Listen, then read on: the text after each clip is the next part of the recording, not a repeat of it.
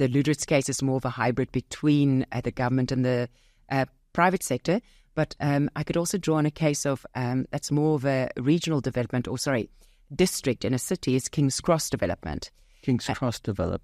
So King's Cross is, let's say, a borough in London. So I was going to say it's a suburb of London for lack of a better description.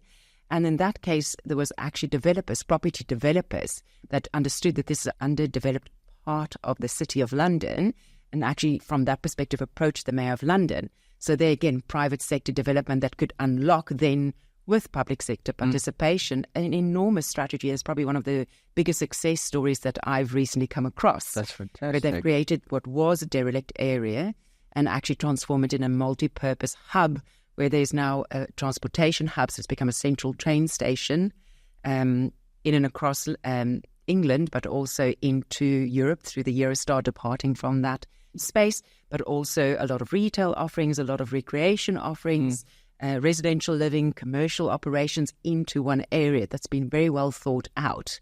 But again, stimulated by the private sector that initiated it as an offering into the public sector, which then collaborated well to actually achieve that really extraordinary outcome. That's fantastic. And do you think this is something, this is maybe a bit off topic, but do you think this is something that will happen a bit more in your larger cities? Because absolutely, a lot of things will change. I read a lot about population decline or negative birth rate, and so there will be a lot of things changing.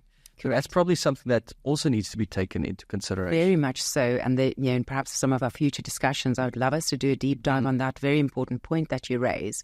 But yes, I agree. And even if we bring it a little bit closer to home, so let's say in the case of Lüderitz, where in our previous episode we discussed about the notion that it's at the moment arguably a government responsibility to lead the transformation of the town.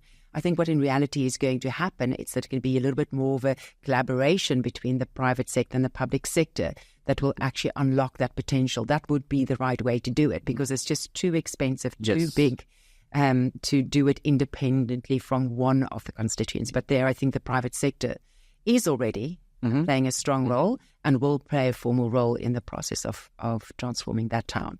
But yes, as world populations become an issue, I think there's going to be a stronger play in that.